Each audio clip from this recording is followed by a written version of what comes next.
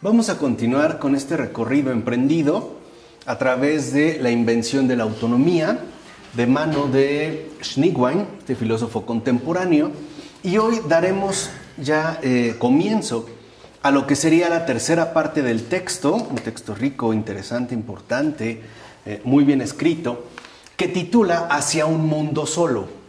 Es decir, a partir de aquí nosotros veremos algunos cambios importantes con respecto a los planteamientos precedentes que hemos venido abordando.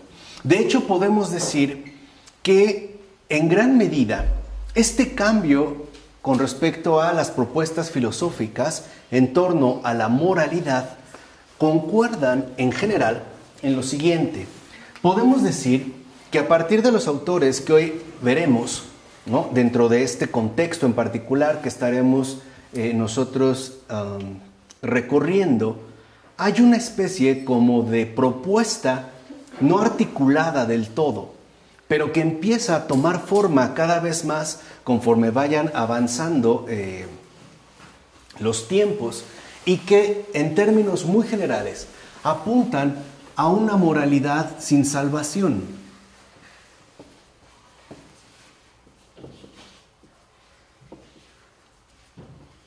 Este es pues como el eje rector que puede identificar de una o de otra manera a los autores que nosotros iremos indagando. De hecho, los pensadores religiosos que tenían profundas convicciones religiosas tendían a pensar que debía haber, como lo hemos visto, algún tipo de conexión más o menos fuerte o más o menos débil entre la moralidad y la salvación. No obstante, los primeros pensadores modernos que exploraron sistemáticamente la posibilidad, al menos, de que la moralidad pudiera o debiera entenderse como algo que no tenía que ver, o que ciertamente si tenía que ver era en muy menor medida con la salvación, hay que recordarlo, no eran incrédulos. O sea, no podemos hablar, por así decirlo, de autores ateos. De hecho, la convicción era cómo habría que entender la moralidad si no es como parte del camino que conduce a la salvación. Vamos, podemos decir que hasta este punto en particular no se ha entendido o no se ha asumido la moralidad sin vincularla con Dios. Y en particular, digamos, en términos muy generales, en términos temáticos, con la salvación. No se entendía, pues, la moralidad sin Dios. Y para poder dar cuenta de ello, por ejemplo, aparecerán tres pensadores creyentes, ¿no?, podemos decir, con profundas convicciones religiosas, que van a abordar esta problemática. Y son estos tres. En un primer momento, Gassendi, que es un sacerdote católico y que pasará a la historia como un gran defensor del epicureísmo. En segundo lugar, tendremos a Blaise Pascal y Nicole, que van a ser sutiles pero intensos defensores del jansenismo, y Pierre Weil, que es un erudito y un gran polemista hugonote.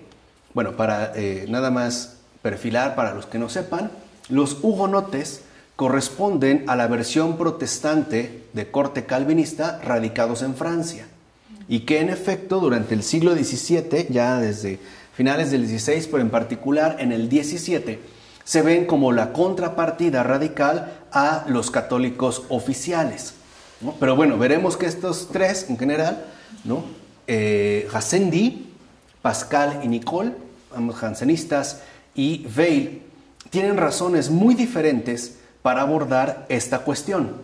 Por ello, vamos a empezar por Pierre Gassendi.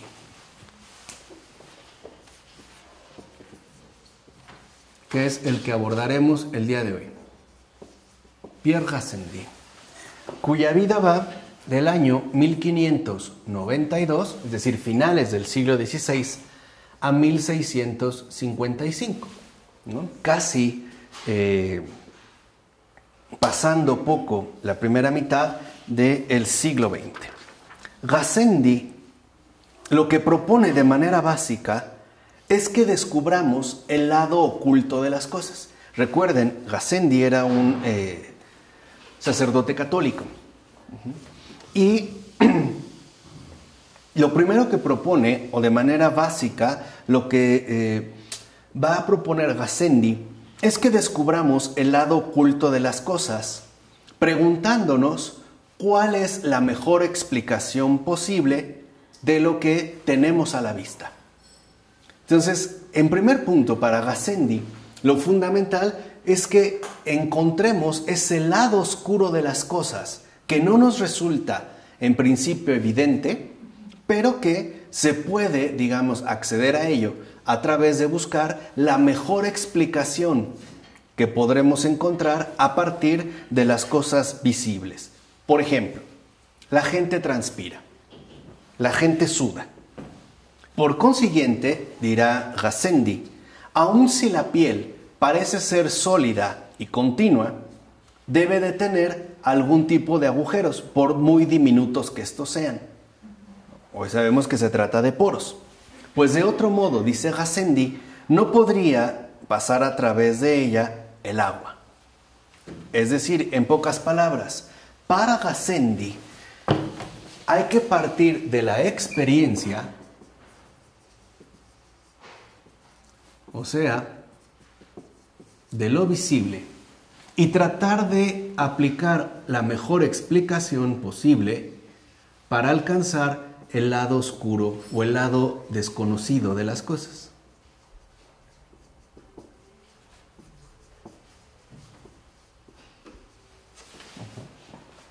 Como el ejemplo que ahorita nosotros dimos de la transpiración.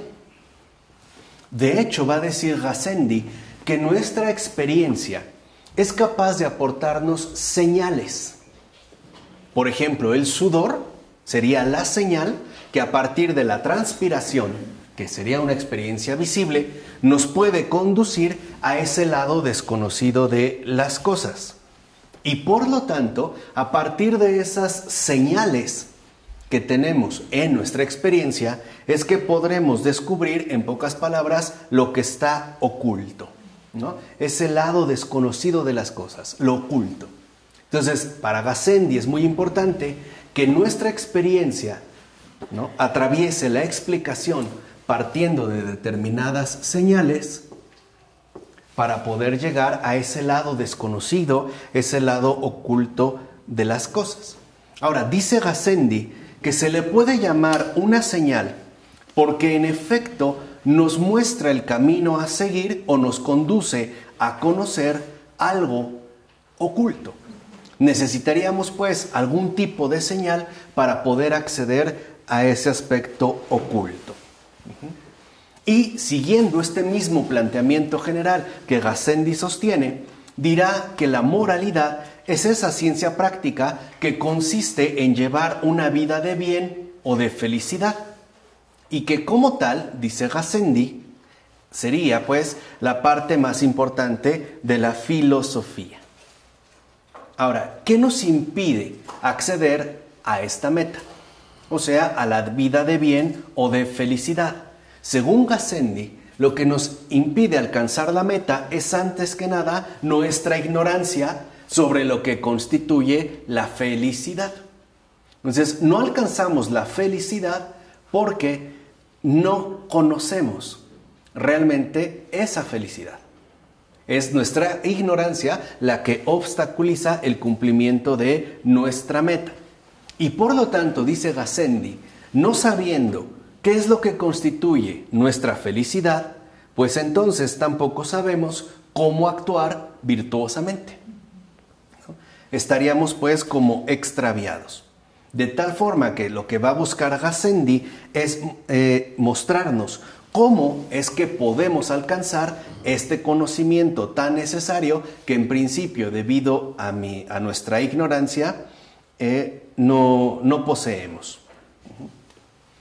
Y la clave importante para Gassendi es, según él, este principio fundamental, que como puede observarse, recuerden, hay que partir siempre, de acuerdo con Gassendi, de la experiencia, que, como puede observarse, según Gassendi, toda la gente lo que busca es placer y solo placer.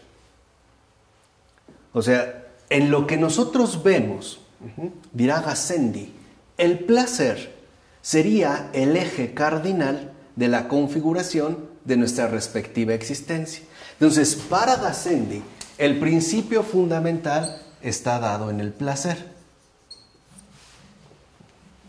Dice Gassendi, eso es todo lo que la gente busca, placer y nada otra cosa que no sea placer. Va a decir Gassendi, y es justo el deseo de placer el que nos conduce a actuar y a buscar, por ejemplo, algún tipo de cosas.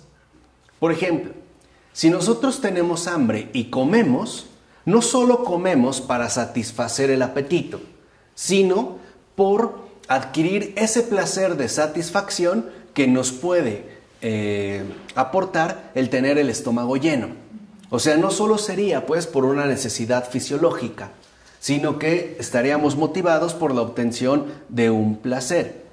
Incluso dice Gassendi, deseamos salud, fuerza, belleza y así sucesivamente, porque en todo caso no son placenteras. Entonces, para Gassendi, el motor o el móvil que nos pone en marcha, ¿no?, en este mundo es el placer. Buscamos las cosas por placer. Y va a decir Gassendi, lo placentero no es un bien distinto de lo honesto y de lo útil. Más bien es parte de la reserva común que hace de los demás bienes algo bueno y deseable. Porque si nosotros deseamos algo, es porque ese algo resulta ser placentero. ¿Se entiende? El placer, entonces, va a decir Gassendi, es una parte tan sólida de todas nuestras metas y deseos que no tenemos la libertad de rechazarlo. Entonces, cuando nosotros buscamos algo, queremos algo, deseamos algo, sea lo que sea, es porque consideramos que con ello obtendremos algo placentero. Y es tan fuerte, ¿no?, es tan sólida, digamos, este móvil, este placer, que no somos libres para rechazarlo. ¿Vale? Entonces, en principio, el eje central que a nosotros nos mueve es el placer. Entonces, nuestro placer, o mejor dicho, nuestro deseo de placer y nuestra incapacidad para desear otra cosa indican que, de acuerdo con Gassendi, el placer es el bien supremo. Entonces, para Gassendi, el placer va a ser idéntico al bien supremo.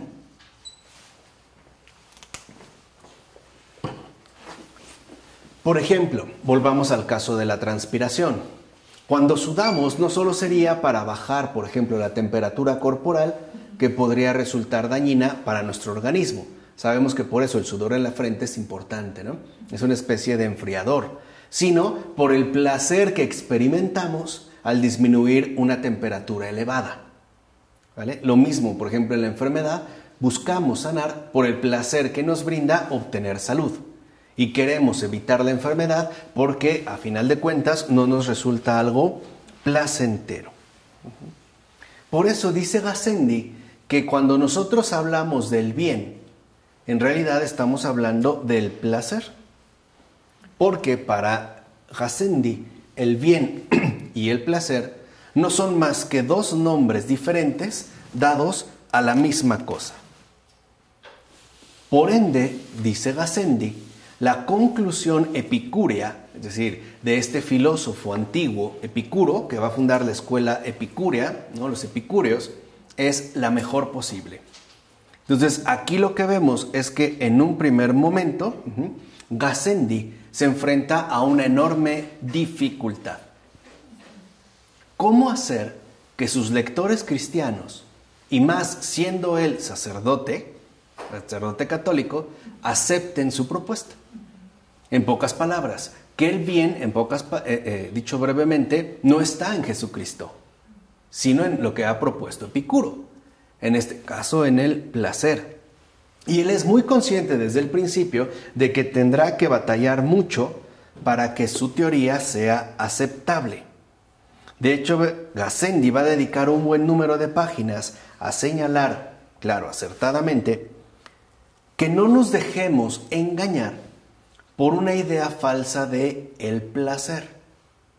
O sea, el placer, por ejemplo, no tiene nada que ver con una especie de excitación intensiva por parte de cada uno de nosotros, sino que, de acuerdo con Epicuro, y por eso lo señala varias veces, ¿no?, el placer incluso puede ir de la mano de una vida bastante austera y sencilla, que el propio Epicuro había en este caso asumido. O sea, trata de presentar a Epicuro como alguien plenamente compatible con la postura cristiana. Ahora, hay que recordar que para Epicuro el placer, la hedonía, no tiene que ver con la satisfacción corporal, por ejemplo, sino con la limitación de deseos inadecuados. De tal manera que entonces una vida austera me permite a mí, ¿no?, obtener ese placer porque no estaría, por ejemplo, sufriendo por deseos incumplidos. Vamos, por la insatisfacción del deseo.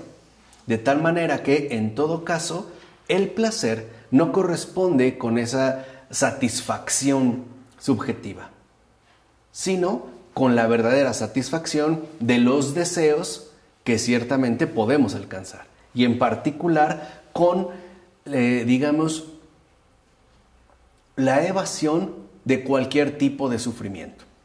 Vamos, un poco para que se entienda.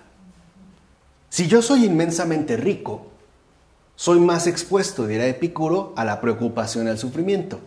Por ejemplo, a través del hecho de perder mi hacienda o mis bienes. Pero si yo no tengo nada o casi nada, entonces el nivel de sufrimiento disminuye, se reduce. De ahí pues, ¿no?, la invitación a una vida austera. Incluso dice Gassendi que el epicúreo no va en busca de los placeres cuando estos se mezclan con dolor, o bien cuando después del placer sigue el dolor. De ahí pues que entonces, si por ejemplo me resulta placentero tener una cosa, pero al perderla va a producir dolor, entonces eso no es placer. Lo mejor sería evitarlo. De ahí pues que entonces las necesidades materiales, mientras más escasas, mejor. Incluso se puede esto aplicar al mismo ámbito del pensamiento. Mientras menos ideas inapropiadas, mejor, puesto que no me veré expuesto pues al sufrimiento. Entonces dirá Gassendi que si lo entendemos de manera adecuada, la búsqueda del placer personal lleva de hecho al tipo de vida que suele alabarse como honesta e íntegra. O sea que en realidad no tendríamos por qué nosotros rechazar este principio de el placer. Y Gassendi va a insistir desde el principio en que no nos interesa la felicidad que mencionan los pendolistas sagrados, que nos hablan de las alegrías de la completa devoción a Dios, por influjo, ni una vida como no podemos imaginar mejor. O sea, no tendríamos por qué apelar a algo que estuviera fuera del alcance de nuestra propia experiencia. Y el placer, en efecto, en el sentido en el que lo hemos definido, o es en la experiencia sensible donde encontramos el bien supremo, es decir, el placer. No tendríamos entonces por qué abandonar nuestra propia experiencia humana, puesto que ahí es donde estaría, de hecho, dado el placer. Dicho de otra forma, ¿qué está buscando Gassendi? Lo que podríamos llamar una felicidad natural. Entonces, el bien supremo, el placer, correspondería con una felicidad natural. Y eso, dice Gassendi, es lo único que pedimos. O sea, el placer que sensatamente podemos obtener y disfrutar en esta vida, y en particular en compañía humana. Ya nos hace como animales. En lugar de que el servicio, Claro, ya, evitarlo. su placer. ¿Sí? O sea, le tarda la búsqueda del placer personal, ¿no? Digamos, sería así como al mínimo. Ahora, eso no significa, dice Gassendi, que tendríamos que remitirnos al máximo placer posible. No. Tendríamos más bien que disfrutar un placer moderado, porque eso sería una finalidad perfectamente aceptable. O sea, recuerden, para Gassendi, siguiendo a su maestro Epicuro, lo importante es no exponerse a los excesos. Porque en los excesos siempre se va a dar pie al dolor y al sufrimiento, que es precisamente lo que se quiere evitar. Por ejemplo, a lo mejor tomarse una copa de vino puede resultar placentero, además de que formaría parte de nuestra experiencia visible y por lo tanto de nuestra felicidad natural. O sea, no iría en contra del bien supremo. Pero tomarse 10 botellas de vino podría traer consigo una borrachera cuya cruda o malestar sería bastante dolorosa. Entonces, para Epicuro, lo mismo que para Gassendi, mientras menos, mejor. Incluso Epicuro, haciendo un breve paréntesis, para Epicuro, en su momento en Grecia, la cuestión de los dioses tenía que ser omitida, ojo, omitida, no negada. Dicho de otra manera, Epicuro va a proponer la siguiente tesis: los dioses existen, pero están por allá, en el Olimpo, en su mundo, y no se preocupan por nosotros. Tampoco nosotros tendremos que preocuparnos por ellos. O sea, no tendría por qué meterme a indagar en pensamientos dolorosos como el por qué mi vida se da de esta manera, o por qué he sufrido este percance, ¿no? O por qué ha sido dolorosa para mí tales y tales experiencias. Simple y sencillamente dejarlos por allá, ellos allá y nosotros acá. Entonces, siguiendo, digamos, esta omisión, en efecto, Gassendi considera que nosotros nos tendríamos que limitar a lo moderado, es decir, en este caso, a lo placentero.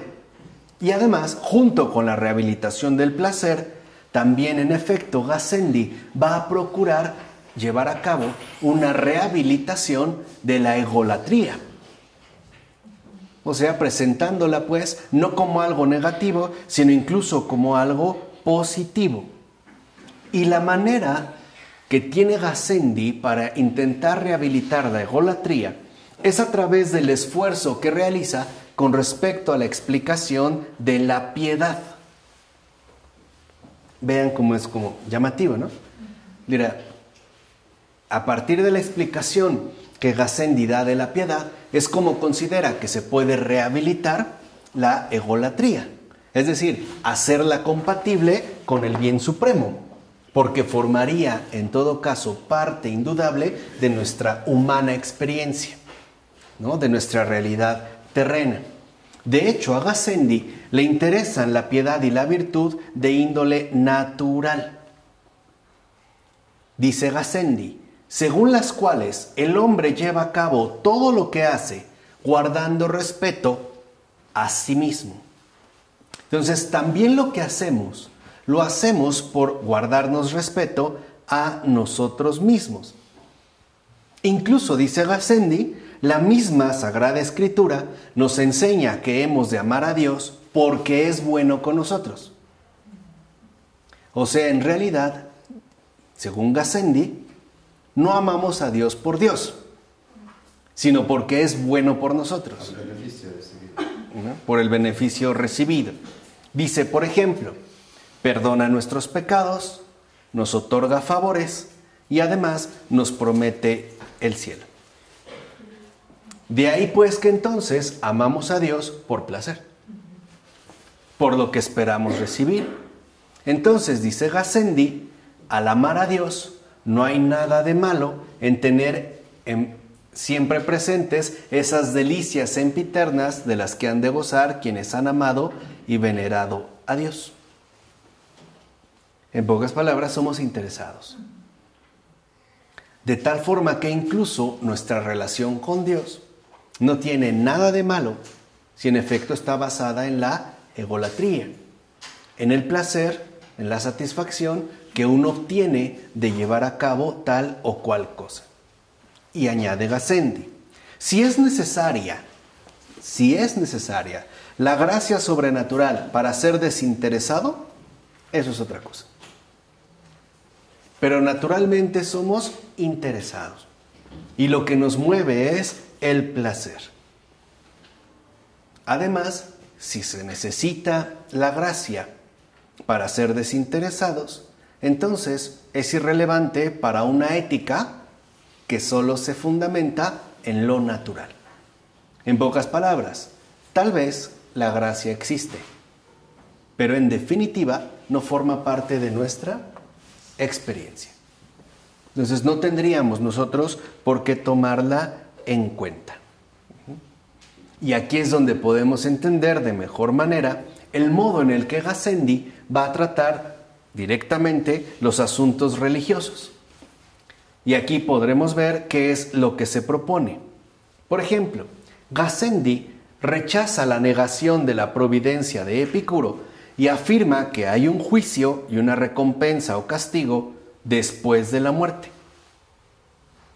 Acuérdense lo que les dije, para Epicuro no hay providencia, puesto que los dioses están en su gran fiesta por allá en el Olimpo y nosotros por acá. Ni ellos se meten con nosotros, ni nosotros nos metemos en ellos. Gassendi dice que no. Dice que sí hay un juicio y además una recompensa o castigo después de la muerte. A la hora de la muerte, admite Gassendi, la parte del alma que va conectada al cuerpo cesa de funcionar. ¿Esto qué significa? Se acaban placeres y sufrimientos. Ahí se acaban. Con la muerte, ¿no? La parte del alma que está conectada al cuerpo, según Gassendi, deja de funcionar. Dice, pero no por ello se elimina el espíritu de comprensión. Y es este espíritu de comprensión el que, de acuerdo con Gassendi, da cabida a la inmortalidad.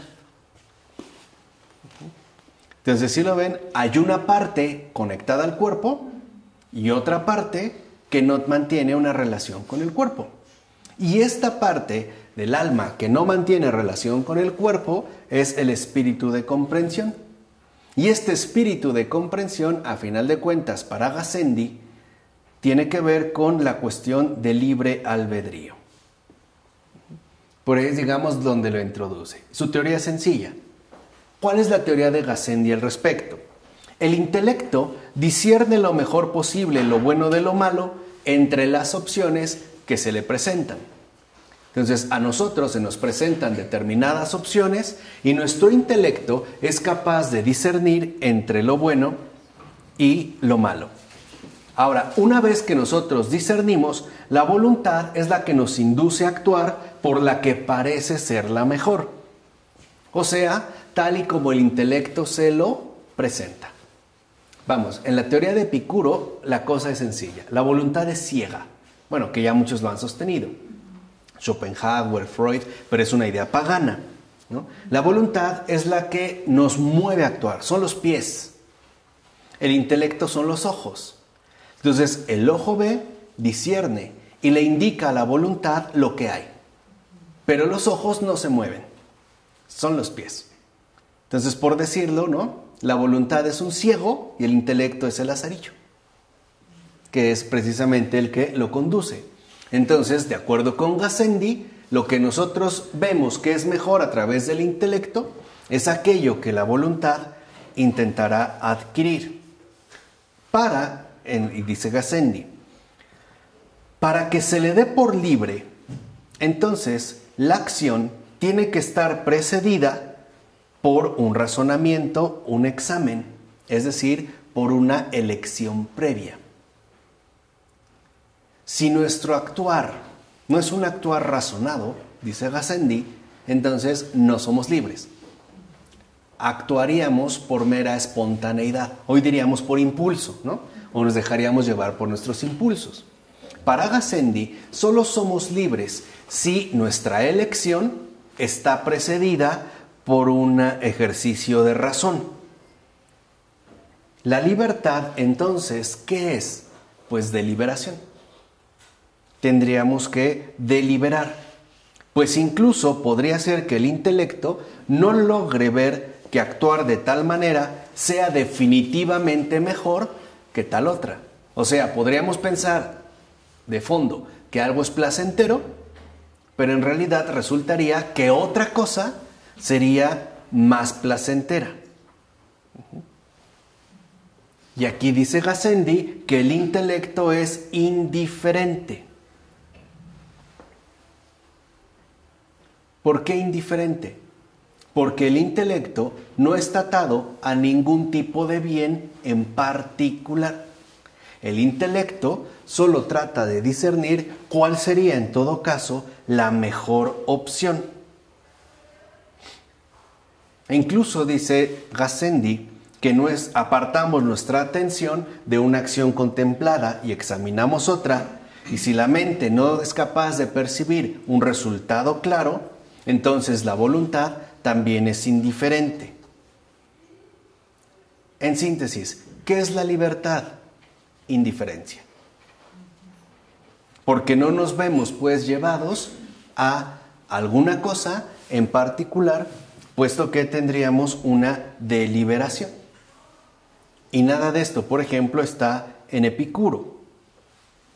Pero, a pesar de que podemos decir que somos libres, Gassendi va a lamentar nuestra debilidad aquí en la tierra. Y además, nuestra respectiva inconstancia que de ello resulta.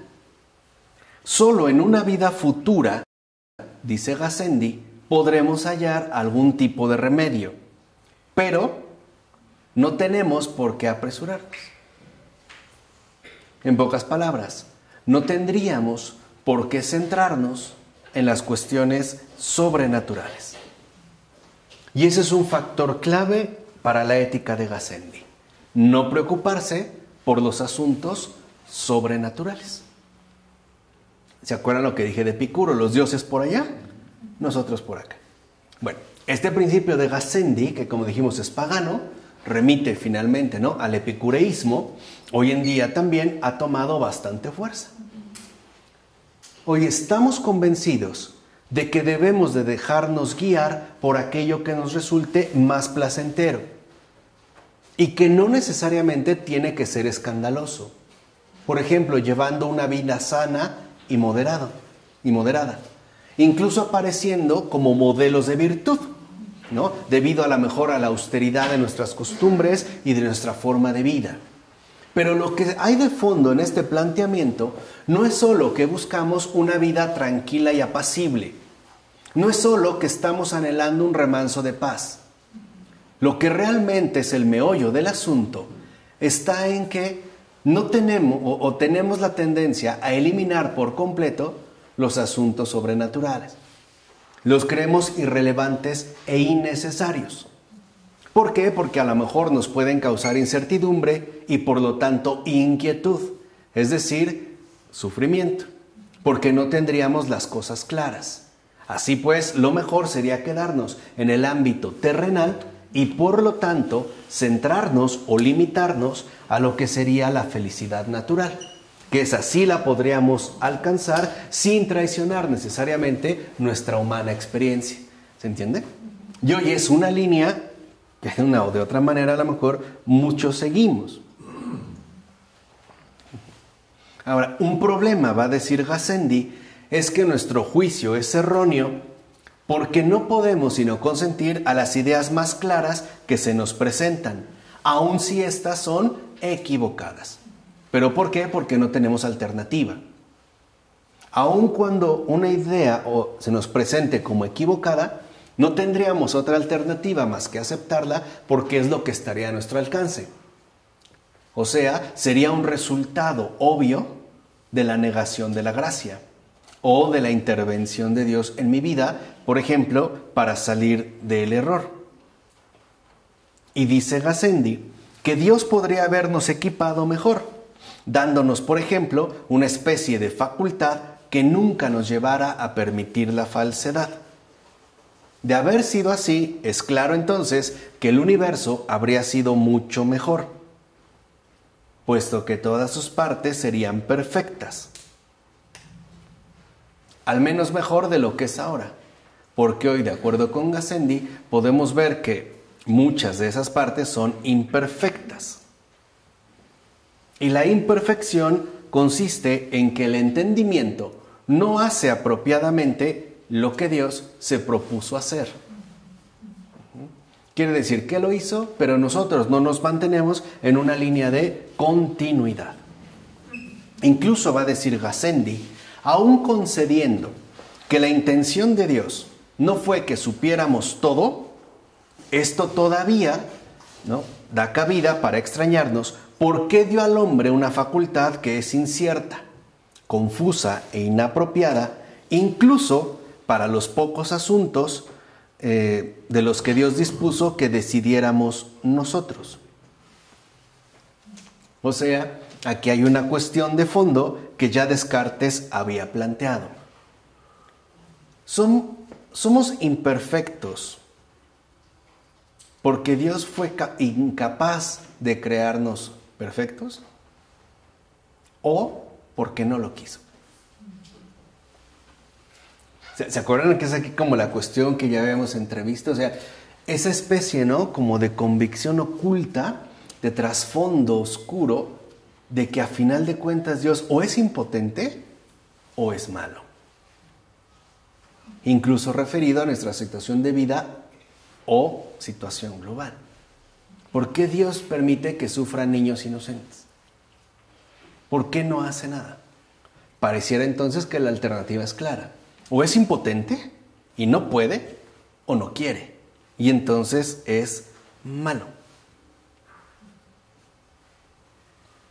Ahora, lo que hace Gassendi, a diferencia de Descartes, ¿no?, de establecer esta alternativa, o Dios es malo o es impotente, lo que busca simplemente Gassendi es que si queremos entender nuestra situación moral, tenemos que prescindir de Dios. O sea, si queremos meter a Dios en las cuestiones morales, caemos en confusión, en incomprensión. Entonces, lo mejor es dejar a Dios a un lado y tratar de asumir la moral en términos estrictamente naturales. Que si lo ven, es uno de los planteamientos también centrales que se siguen manteniendo con fuerza en el mundo contemporáneo. Pensamos pues, como una vez lo discutimos, ¿se acuerdan hace tiempo en uno de nuestros cursos? Pensamos pues que ser bueno es algo suficiente y que incluso bastaría con ser bueno, sin necesidad, por ejemplo, de ser santo. Hoy para nosotros incluso la bondad y la santidad no están vinculadas. Las podemos tal y hasta como diferenciar perfectamente bien. ¿La moral es algo propio o es una regla? ¿En general? Sí, la moral. Bueno, sí, se van dando como reglas, ¿no?, implícitas en la configuración, digamos, de nuestro entorno social. Pero aquí, digamos, la cuestión central está en que ya se considera que nosotros podemos configurar un modo propio de vivir, moralmente hablando, sin necesidad de que Dios tenga que intervenir. O sea, a ver, la cuestión crucial es esta, y es lo que empieza a sugerir Gassendi, aunque no lo haga de manera explícita. Si metemos a Dios en asuntos morales, Dios sale perdiendo. ¿Entiendes? O sea, lo que dijimos, o es malo o es impotente. Entonces, lo mejor que podemos hacer es prescindir de él. Incluso va a decir Gassendi, ¿es la presciencia de Dios compatible con la libertad? ¿Tiene algún sentido deliberar, dijimos, no pensar antes de actuar, si Dios ya sabe lo que haremos? O bien, ya ha determinado lo que seremos. ¿Para qué? O sea, ¿para qué tengo que deliberar, debatirme en si esto es lo mejor, si esto es bueno o es malo, si a final de cuentas Dios ya sabe lo que haré ¿no? Y va a determinarlo entonces todo.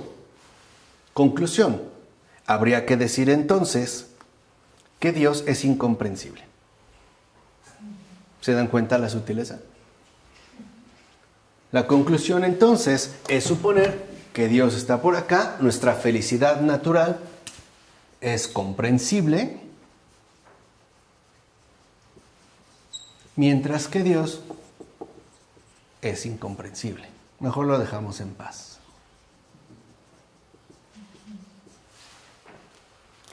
No es compatible, pues, con nosotros.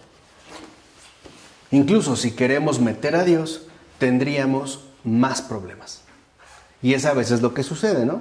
A lo mejor actualmente en alguna discusión que tenemos o ante una situación complicada, hay gente que dice, no metas a Dios en esto, ¿no? Como que manténlo al margen, o sea, como que en realidad Dios no ayuda, estropea más, no beneficia, perjudica. Entonces lo mejor es mantenerlo al margen. Si se dan cuenta, esto es muy importante porque a partir de Gassendi pareciera que una postura moral implica mantener a Dios al margen. No lo niego. Vamos, no digo que no existe. Sí existe, pero no tiene nada que ver con la configuración moral de mi existencia humana. Dios ha quedado fuera de juego. Por decirlo así, ahora Dios está en las gradas como espectador, es un hincha de nuestro partido en el mundo. Cada quien formamos un Dios a nuestro entendimiento, ¿no? Pues podría ser. En este sentido, sí. Sí. O sea, pero le des ni siquiera eso, ¿no?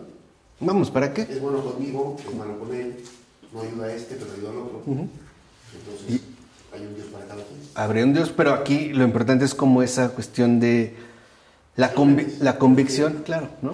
De que Dios ya ha quedado al margen. E incluso esto es algo como muy marcado en el mundo contemporáneo. Por ejemplo, Dios también a lo mejor no puede estar presente en los negocios o en los altos negocios, ¿no? Es otra cosa. O sea, como que Dios se puede quedar para el momento litúrgico. En los negocios, ¿no? Está fuera, ¿no? ¿Crees? Salte. ¿Crees? Pues en gran medida, sí. Vamos, al menos como una tendencia, ¿no? O sea, pareciera pues como que afecta.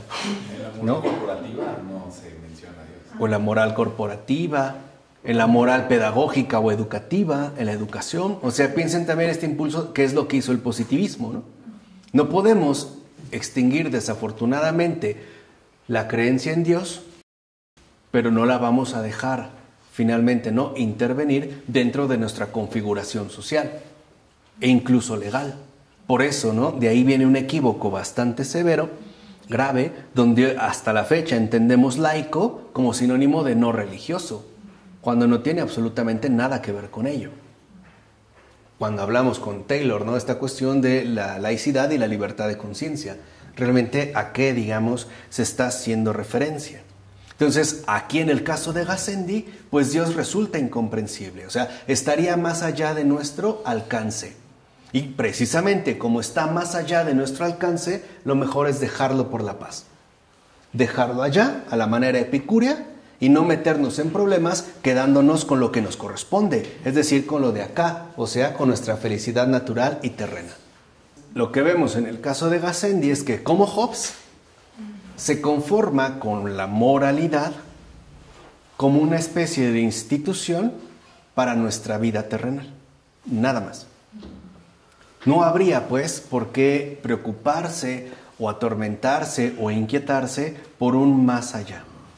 Ahora, dice Gassendi, somos inmortales. Debe haber libertad para que pueda haber deliberación y por lo tanto también responsabilidad.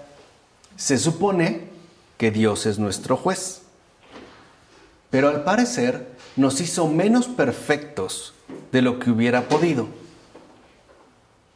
Y nos damos cuenta porque no podemos comprender esta situación. Entonces, el equivocado es Dios, no nosotros. Aquí las cosas se tienen que resolver de manera terrenal. Y estamos nosotros divididos, por decirlo así, en dos mundos paralelos, que no se tocan y que no se vinculan, que no se juntan. Entonces podemos decir que a partir de aquí uno puede llevar en efecto una doble vida, en un sentido liberal, o mejor dicho, literal, o mejor dicho, una doble existencia. Yo puedo llamarme y considerarme e incluso confesarme un creyente y no obstante vivir como un mundano o como un terrenal. Es lo correcto, ¿no? No, vamos, dentro de esta postura es lo que se plantea, ¿no? Yo tendría pues la posibilidad de asumir esta especie de dualidad en la cual yo puedo mantener, por ejemplo, una creencia en Dios y no obstante vivir plenamente como mundano, sin que eso signifique, por ejemplo, que me autodenomine como un ateo. Simple y sencillamente me basta la cuestión, la organización o la mejor de las posibles organizaciones de mi vida terrenal. Entonces Dios es incomprensible porque en el fondo, ¿no?, nos genera este conflicto. Si pensamos más, Dios o es malo o es impotente. Entonces vamos a darle chance, vamos a dejarlo allá, pero no lo vamos a dejar entrar a nuestra vida terrenal, porque si entra, pierde. Entonces, una, digamos, de las herencias radicales con respecto a la autonomía es esta: el hecho de suponer que podemos configurar espacios autónomos, atomizados, impermeables a la presencia, a la influencia, a la injerencia de Dios en mi vida. Que obvio, vuelvo a repetir, no significa que lo niego. Simple y sencillamente lo inhabilito. ¿No? Lo limito, ¿no? Lo mantengo, pues, en este caso, al margen. Tanto que es muy común en la vida moderna esta cuestión de la dualidad. Esta especie de doblez en la cual nosotros nos podemos considerar terrenalmente de una manera y no obstante, ¿no?, en materia religiosa o creyente, de otra. Piensen, por ejemplo, a veces las entrevistas a los documentales que se han hecho de narcos, que pueden venir de una matanza horrible y no obstante ponerse de rodillas al momento de la consagración eucarística o comulgar. O sea, hoy parece que la implicación fuerte del planteamiento de Gassendi es de que este mundo, en efecto, es un mundo sin salvación, es solo mundo. Y lo único que impera es lo mundano. La salvación, pues, quedaría en otro lado, ¿no? Quedaría prácticamente aparte. Ahora dice, pero no obstante, dice Gassendi, a pesar de nuestra imperfección y a pesar de nuestras incapacidades morales defectuosas, sí podemos mantener una moralidad coherente. Y con eso basta. O sea, tratar de mantener una moralidad coherente. Incluso va a decir que podemos inferirla de las señales que nos arroja la experiencia. Y es una moralidad que no apunta de forma muy inteligible más allá de este mundo. Porque lo importante es que la moralidad funcione aquí. Si lo ven, estamos ya en aquí, no allá. Que no tenga nada que ver lo de allá con lo de aquí. Cielo y tierra, simple y sencillamente, se divorcian, se apartan. Y precisamente lo que importa es que la moralidad coherente sea una institución bastante funcional aquí. Incluso para nosotros, en gran medida, la moralidad, por ejemplo, funcional, instituida aquí en este mundo, pues sabemos muchos de nosotros cómo es que funciona. Por ejemplo, a través de la hipocresía, la mentira y el engaño. Incluso podemos considerar moral, por ejemplo, mentirle a alguien diciendo que es para no hacerla sentir mal. E incluso lo consideramos como algo instituido, ¿no? En gran medida, por ejemplo, la cuestión de la hipocresía. Ahora, lo importante para Gassendi es que si la moralidad coherente es coherente con este mundo, con lo que sostiene este mundo, con esto basta. No necesitamos pedirle más. O sea, de fondo, para terminar ya con Gassendi, ¿qué ocurre en este caso? Para Gassendi, la moralidad ya no tiene nada que ver con la santidad. La moral ya está divorciada de la santidad. ser bueno y ser santo ya no coinciden. Se trataría de dos situaciones totalmente distintas. Una aquí, la moral, y otra ya, la santidad. Y a partir de aquí, a pesar de que, como vimos, se trata de un autor del siglo XVII y lleva tanto tiempo, ¿no?, de ventaja sobre nosotros en precedencia, se nos hace fácil seguir diciendo, cuando se nos pide algo cristiano, que no somos santos. Porque simple y sencillamente estamos convencidos, como Gassendi, que como dijimos era un sacerdote católico, y ahí está la doblez, ¿no? Alguien que se dice sacerdote católico, pero que en realidad es un pagano, o sea, es un neopagano, lo mismo que Meslier, ¿no?, que según él fungió toda su vida en su moralidad coherente como sacerdote, pero que escribe sus memorias sobre la religión a su hermano y diciendo tontería y media de ella, al morir para que las publiquen. Igual esa misma doblez, otro del siglo XVII, que igual valdría la pena que leyeran, uno de estos ateos radicales, Meslier, Memorias contra la religión, y él como sacerdote, lo que decía, se puede llevar, hago bien mi trabajo aquí, pero con más allá no tengo nada que ver. No. Se nos hace pues fácil decir que la moral ya no tiene ningún tipo de vínculo o relación con la santidad, que eso es para otra cosa, que la santidad no tiene cabida aquí, y precisamente no tiene cabida aquí porque a Dios le hemos mandado para allá, allá lejos, allá donde no nos perturba y sobre todo donde no pone en peligro nuestra felicidad natural, es decir, nuestro placer. Y aquí explícitamente se descubre algo, se manifiesta algo. Dios y el placer no son estrictamente compatibles. De hecho, recuerden, Cristo no muere sonriendo, muere gritando. Y después de atravesar el absoluto abandono.